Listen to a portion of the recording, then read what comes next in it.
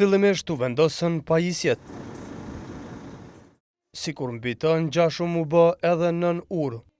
Kështu këta punëtorë nisën punën e tyre në orët e para të mëngjesit të së martës, këtu mbi urën e lumit Ibër. Kjo pasi që tek pas një viti sërish filloi testimi dhe matjet e urës që lidh Mitrovicën e Jugut e atë të Veriut.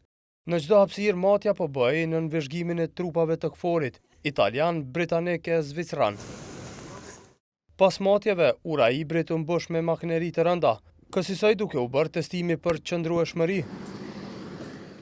TVN mëson se gjithë kjo ka nisur pas një vendimi që ka marrë Bashkimi Evropian, të cilët edhe kanë kontraktuar kompaninë për të kryer punimet. Të njëjtit në pyetje të dërguara nga televizioni nuk kanë kthyer përgjigje.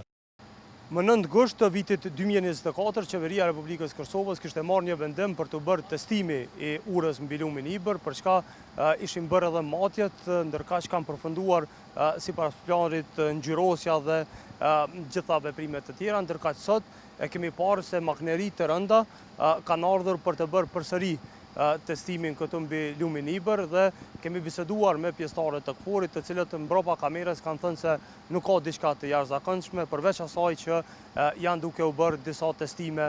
Në anën tjetër, qytetarët thonë se ura e Ibrit duhet të hapet, por jo edhe të politizohet. Pa ish duft, pse mos më hap? Janë 100, janë një poshtë, një qatje, 2 qatje, edhe kjo pse mos më hap. Pa qarkullimi qyshjo? Qarkullimi është ma nga del edhe për minoritetet sërbe dhe për neve krejt. Në një përgjigje përmes telefonit, zëvendës ministri në detyrë infrastrukturës, Hysen Durmishi ka thënë për TVN se nuk kanë pranuar asnjë informacion për testimin dhe matjen e urës mbi Ibër.